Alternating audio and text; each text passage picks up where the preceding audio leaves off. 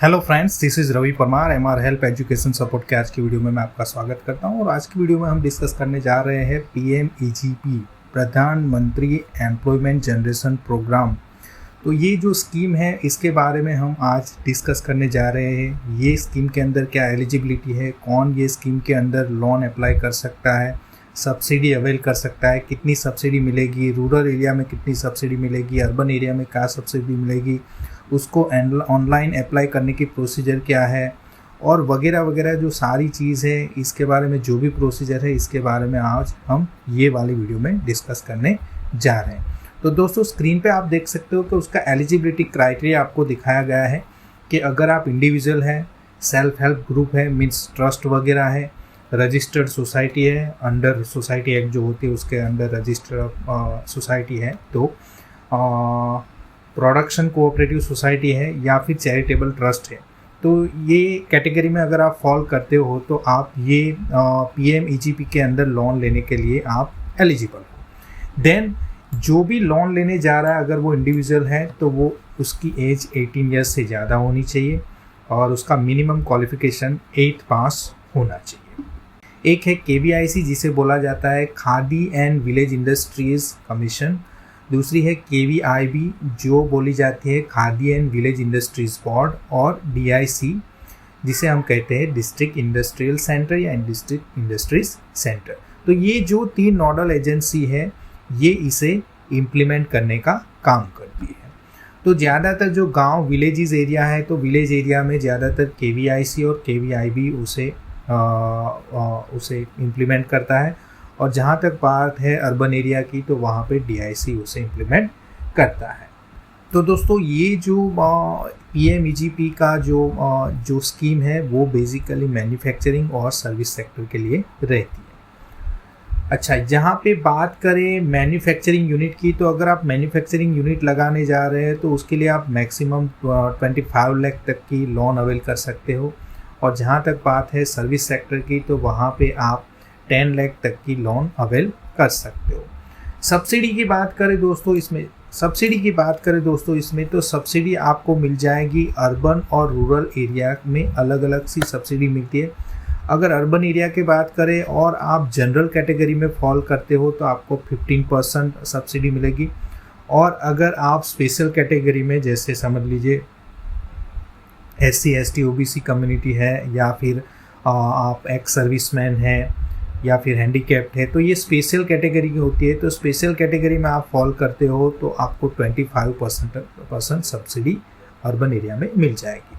वहीं पे बात करें रूरल एरिया की, तो रूरल एरिया में जनरल कैटेगरी को 25% सब्सिडी मिलेगी और स्पेशल कैटेगरी को 35% तक की सब्सिडी मिल जाएगी। ओके, अगर ये लोन आप अवेल करने जा रहे हो तो इसमें कुछ इन्वेस्टमेंट भी आपको करना पड़ेगा जिसे ही बोलता है मार्जिन मनी। तो आपको कुछ मार्जिन भी डालनी पड़ेगी, जैसे कि समझ लीजिए आप 10 लाख की लोन अवेल करने जा रहे हो और आप जनरल कैटेगरी में फॉल करते हो तो आपको 1 लाख तक की इन्वेस्टमेंट करनी पड़ेगी, और बाकी के जो 9 लाख है वो बैंक सैंक्शन करेगी। और इसी के साथ अगर आप स्पेशल कैटेगरी में फॉल करते हो तो वही केस में 10 लाख वाला जो केस हमने बोला था वो केस में अगर आप स्पेशल कैटेगरी में फॉल करते हो तो आपको इन्वेस्टमेंट 50,000 तक का करना पड़ेगा। 5% मीन्स 10 लाख का 5% हम बोलेंगे, 50,000 तक का आपको इन्वेस्टमेंट करना पड़ेगा। तो दोस्तों, ये कुछ इन्वेस्टमेंट है जिसे ही बोला जाता है मार्जिन मनी, तो वो मार्जिन मनी भी आपको डालनी पड़ती है। दोस्तों, एक और चीज़ है कि अगर आप ये लोन अवेल करने जा रहे हो तो आपको इससे पहले EDP की ट्रेनिंग लेनी पड़ती है, या फिर ऐसा हो सकता है आपने लोन के लिए अप्लाई कर दिया तो उसके बाद भी आप जब EDP की ट्रेनिंग कंप्लीट करोगे जिसे बोला जाता है एंटरप्रेन्योरशिप डेवलपमेंट प्रोग्राम, तो ये ट्रेनिंग कंप्लीट करोगे तब जाके ही आपको लोन सैंक्शन की जाएगी। ओके, तो दोस्तों, अगर ये लोन आप लेने जा रहे हो तो इसके लिए ये सारी एलिजिबिलिटी के क्राइटेरिया आप मैच करते हो तो आपके लिए अच्छी बात है, लेकिन ये लोन आप सही में बिजनेस पर्पज से लेने जा रहे हो तभी अप्लाई करना आपके लिए बेटर रहेगा, क्योंकि इसमें प्रोजेक्ट रिपोर्ट भी बनाना पड़ता है, और प्रोजेक्ट रिपोर्ट कैसे बनाते, क्या बनाते, उसके लिए भी एक लिंक हमने दे के रखी है जहाँ पे 300 से ज़्यादा आपको सैम्पल प्रोजेक्ट रिपोर्ट मिल जाएंगे, और उसको देखने के बाद या उसके अंदर स्टडी करने के बाद आपको पता चलेगा कि आपको प्रोजेक्ट रिपोर्ट कैसे बनाए। एक और बात कि आप अगर प्रोजेक्ट रिपोर्ट बनाते हो तो आप खुद प्रोजेक्ट बनाओ, किसी एजेंट से या किसी और व्यक्ति से, किसी और रिप्रेजेंटेटिव से अपना प्रोजेक्ट मत बनवाइए। और अगर बनवाते भी हो तो प्रोजेक्ट रिपोर्ट में क्या मेंशन करना है वो सब आपको पता होना चाहिए, या क्या मेंशन किया है वो भी आपको पता होना चाहिए। ज़्यादातर लोग जो अप्लाई करते हैं ये लोन के लिए, वो सब्सिडी के लिए अप्लाई करते हैं, बिजनेस के लिए अप्लाई नहीं करते। आपको एक्चुअली बिजनेस के लिए मीन्स आप अगर मैन्युफैक्चरिंग यूनिट डालना चाहते हो या सर्विस सेक्टर से आप कुछ करना चाहते हो, तो वो रियल में अगर आप कुछ करना चाहते हो तो वो लोन अवेल करना आपके लिए काफ़ी इजी रह जाता है। और प्रोजेक्ट रिपोर्ट में जो भी चीज़ होती है वो आपको पता होनी चाहिए, क्योंकि आपका जब इंटरव्यू वगैरह होता है तो इंटरव्यू में आपको ऐसे क्वेश्चन पूछे जाते हैं, तो वहीं पे उनको पता चल जाता है कि ये सही में ये बिज़नेस करने जा रहे हैं या फिर ऐसे ही लोन मांगने जा रहे हैं। तो अब ये लोन को अप्लाई कैसे करना है, तो आपको सिंपली करना है, जो भी आपको एक लिंक दी गई है वो लिंक के ऊपर आपको जाना है kvionline.gov.in/PMEGPE पोर्टल। ओके, तो ये पोर्टल पे आपको जाना है और वहाँ पे आपको आपकी ऑनलाइन कुछ डिटेल्स है वो आपकी डिटेल आपको डालनी पड़ेगी। एक फॉर्म आपको फिल इन करना पड़ेगा, तो ये फॉर्म को आपको ऑनलाइन कंप्लीट करना है। अभी ये फॉर्म में कौन कौन सी डिटेल रहेगी, तो सिंपली आप देख सकते हो कि आप PMEGP की साइट पर अगर जाओगे तो यहाँ पे online application form for individual पे क्लिक करोगे। यहाँ पे क्लिक करोगे तो ये फॉर्म में आपको 21 डिटेल्स आपको डालनी है। कितनी? 21 डिटेल्स जो है वो आपको डालनी है। तो समझ लीजिए कौन कौन सी डिटेल है। एक तो आपको आधार कार्ड डालना है, देन आपका जो नाम है एज पर आधार कार्ड वो यहाँ पे डाल देना है। देन इसे वैलिडेट करोगे तो अगर वो सही होगा तो वैलिडेट हो जाएगा। स्पॉन्सरशिप एजेंसी कौन सी है, तो वो KVIC है, KVIB है या DIC है, क्वायर बोर्ड हो, वो सिंपली हमने अभी देखा इम्प्लीमेंट करने के लिए जो एजेंसी रहती है उनका आपको मेंशन करना है कि कौन सी रहेगी। अर्बन एरिया में है तो मोस्टली वो DIC रहेगा। ओके, स्टेट कौन सा है, तो स्टेट आपको यहाँ पे सिलेक्ट करना है। देन डिस्ट्रिक्ट कौन सा है वो सिलेक्ट करोगे तो स्पॉन्सरिंग ऑफिस अपने आप ही आ जाएगी, अपने आप ही वो एड्रेस दिखा देगा। सिंपली आपको मैं बताऊँ तो यहाँ पे हमने DIC कर दिया, यहाँ पे गुजरात कर दिया, और यहाँ पे आपने अगर गांधीनगर कर दिया तो वहाँ की जो भी DIC की जो भी वहाँ पे ऑफिस होगी उसका एड्रेस आपको दिखाई देगा। तो वहाँ पे आपको सिंपली जो भी है उसको टिक करना है। ओके, देन आपका लीगल टाइप इंडिविजुअल अपने आप ही वो रिफ्लेक्ट होगा। जेंडर आपको सिलेक्ट करना है, मेल फीमेल जो भी एप्लीकेबल हो। आपकी बर्थ डेट जो भी हो वो यहाँ पे डालनी है। देन सोशल कैटेगरी आपकी क्या है, आप जनरल में फॉल करते हो, बैकवर्ड क्लास में फॉल, शेड्यूल कास्ट हो, शेड्यूल ट्राइब हो, माइनॉरिटी हो तो वो मेंशन करना है। स्पेशल कैटेगरी अगर कोई है, एक्स सर्विसमैन है, फिजिकल चैलेंज है, हिल बॉर्ड रीजन है, नॉर्थ ईस्ट रीजन में आप रहते हो तो वो भी आप मेंशन कर सकते हो। ओके, देन क्वालिफिकेशन आपको दिखाना है, 8 पास से ज़्यादा आपके पास क्वालिफिकेशन होना चाहिए ये लोन अवेल करने के लिए। तो जो भी है वो आपको यहाँ पे सिलेक्ट करना है। देन कम्युनिकेशन एड्रेस आपका जो भी है वो कम्युनिकेशन एड्रेस डाल देना है यहाँ पे, और उसका आपका जो अदर डिटेल्स है, आपका मोबाइल नंबर, ईमेल वगैरह ये भी यहाँ पे डाल देना है। इवन पैन नंबर भी यहाँ पे मांगा जा रहा है। देन आपको जो यूनिट लोकेशन है वो यूनिट लोकेशन आपको सिलेक्ट करना है कि वो रूरल एरिया में आपका यूनिट है या अर्बन एरिया में आपका यूनिट है, तो वो डालना है, तो उस हिसाब से आपको सब्सिडी मिलेगी। देन ऊपर वाला जो एड्रेस है वही जो कम्युनिकेशन एड्रेस है वही आपको आपके यूनिट के लिए रखना है, तो वो आप सिलेक्ट कर सकते हो। अदरवाइज यूनिट का जो अलग एड्रेस होगा तो वो आप मेंशन कर सकते हो। ओके, तो ये सारी डिटेल आपको फिल करनी है। टाइप ऑफ एक्टिविटी में आपको सिलेक्ट करना है कि आपकी एक्टिविटी ट्रेडिंग से रिलेटेड है, सर्विस सेक्टर से या मैन्युफैक्चरिंग रिलेटेड है। तो वो आपको सपोज मैन्युफैक्चरिंग है तो आप मैन्युफैक्चरिंग सिलेक्ट करोगे तो आपको ये वाली लिस्ट देखने को मिलेगी। नाउ यहाँ पे दोस्तों काफ़ी सारी मैन्युफैक्चरिंग, ट्रेडिंग और सर्विस रिलेटेड एक्टिविटी है, तो जो एप्लीकेबल है आपको वो यहाँ से आपको सिलेक्ट करनी है।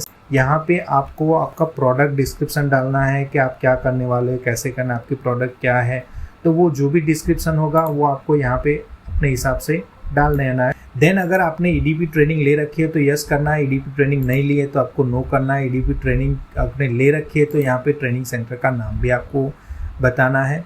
प्रोजेक्ट कॉस्ट कितनी है, जिसमें आपको कैपिटल एक्सपेंडिचर के लिए कितनी अमाउंट चाहिए, वर्किंग कैपिटल कितनी चाहिए और एम्प्लॉयमेंट के लिए कितनी चाहिए। तो दोस्तों प्रधानमंत्री एम्प्लॉयमेंट जनरेशन प्रोग्राम जहाँ पे ये स्कीम का नाम है, तो आपको ऐसा कुछ प्रोजेक्ट लेके आना है कि जहाँ पे आप किसी को एम्प्लॉयमेंट दे सको, जहाँ से एम्प्लॉयमेंट ज़्यादा जनरेट हो ऐसा गवर्नमेंट को लगना चाहिए, तब जाके आपका प्रोजेक्ट अप्रूव होगा लोन के लिए।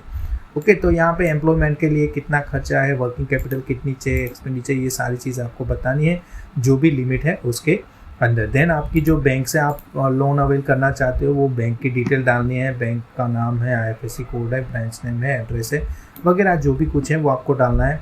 देन कोई और बैंक भी आप यहाँ पे ऑल्टरनेटिव सिलेक्ट कर सकते हो सकता है कि आपने जहाँ पे अप्लाई किया वहाँ पे काफ़ी सारे लोगों ने अप्लाई कर रखा हो, तो वो बैंक आपको वो PMEGP की जो स्कीम है वो अवेल नहीं करवा सकती, तो किसी और ब्रांच का आपको यहाँ पे एड्रेस देना है, वहाँ से भी ये हो जाएगा। देन आपको सिंपली करना है सेव एप्लीकेशन डेटा। तो आप जैसे ही इसको सेव करोगे देन आपको कुछ डॉक्यूमेंट्स अपलोड करने पड़ेंगे। On submitting the application you need to upload scan document. तो कुछ डॉक्यूमेंट आपको अपलोड करने पड़ेंगे, वो क्या हो सकते हैं, तो आपका एज प्रूफ हो सकता है, कास्ट सर्टिफिकेट हो सकता है, एजुकेशनल क्वालिफिकेशन हो सकता है, उसका सर्टिफिकेट हो सकता है, EDP ट्रेनिंग सर्टिफिकेट आपको डालना है। और ये करने पे, ये अपलोड करने के बाद जैसे ही आप एप्लीकेशन को सबमिट करोगे तो आपको एक ID और पासवर्ड मिलेगा जो आपके मेल पे आपको मिल जाएगा। देन क्या करोगे आप, ये होने पे आपको ID और पासवर्ड मिलेगा। देन आपको न्यूज़पेपर में या ऑनलाइन पोर्टल पे देखते रहना है, उसका स्टेटस आपको चेक करते रहना है आपके एप्लीकेशन का। तो वहाँ पे आपको इंटरव्यू वगैरह के लिए बुलाया जाएगा, इंटरव्यू की डेट वगैरह वहाँ पे रिलीज़ होगी। तो इंटरव्यू जो भी होगा वो इंटरव्यू कंडक्ट कौन करेगा, तो जो भी नोडल एजेंसी होगी, समझ लीजिए DIC है तो नोडल एजेंसी का रिप्रेजेंटेटिव रहेगा। फिर DM ऑफिस का रिप्रेजेंटेटिव, डिस्ट्रिक्ट मैजिस्ट्रेट के ऑफिस है जिसे कलेक्टर बोलते हैं, वहाँ वो खुद भी हो सकते हैं। और बैंक का एक रिप्रेजेंटेटिव रहेगा जो आपका इंटरव्यू कंडक्ट करेगा, और आपके पास प्रोजेक्ट रिपोर्ट से रिलेटेड बातें भी पूछी जाएगी। आपने जो प्रोजेक्ट रिपोर्ट बनाया होगा उससे रिलेटेड आपको पूछेंगे आप कैसे काम करने वाले हो, आपको इसका एक्सपीरियंस है कि नहीं, अगर एक्सपीरियंस नहीं है तो आपने क्या सोच के रखा है। तो आपके पास एक पूरा माइंड में एक पूरा प्लानिंग होना चाहिए आपके बिजनेस के लिए कि आप कैसे इनकम अर्न करने वाले हो, कहाँ से कुछ एक्सपेंसेस करोगे और उस एक्सपेंसेस से रिलेटेड आप प्रॉफिट, वो एक्सपेंसेस करके आप प्रॉफिट भी कैसे अर्न करने वाले हो। तो ये सारी चीज़ आपको पता होनी चाहिए। अदरवाइज़ आप सिंपली सोच रहे हो कि हम इंटरव्यू में जाएंगे और हमारा इंटरव्यू में हमें इंटरव्यू सक्सेसफुली हमारा कंप्लीट होगा, तो ये पॉसिबिलिटी काफ़ी कम है। इसीलिए PMEGP में काफ़ी कम लोग इसमें अप्लाई करते हैं। तो आप जेन्युइनली अप्लाई करने जा रहे हो तो आपके लिए कोई प्रॉब्लम नहीं होने वाली। अच्छे से प्रोजेक्ट रिपोर्ट बनाओ और ये इंटरव्यू में जो भी पूछा जाए उसका सही में जवाब दोगे तो इंटरव्यू भी आप सक्सेसफुली कंप्लीट कर लोगे।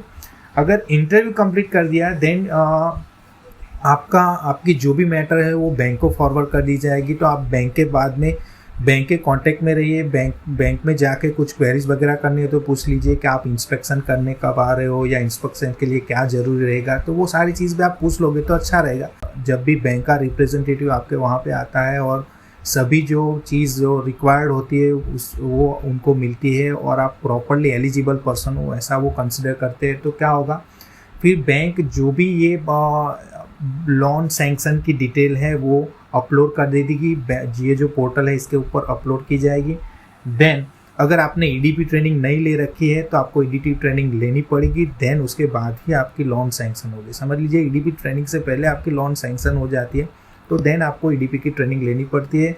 अगर आपकी प्रोजेक्ट कॉस्ट 5 लाख तक है तो आपको 6 दिन की ट्रेनिंग लेनी पड़ेगी, और अगर 5 लाख से ज़्यादा है आपकी प्रोजेक्ट कॉस्ट तो आपको 10 दिन तक की ट्रेनिंग लेनी पड़ेगी। और ट्रेनिंग कंप्लीट होने के बाद ही आपको सैंक्शन लेटर दिया जाएगा और सब्सिडी की जो फॉर्मेलिटी है वो भी जो नोडल एजेंसी है उसके साथ कंप्लीट की जाएगी।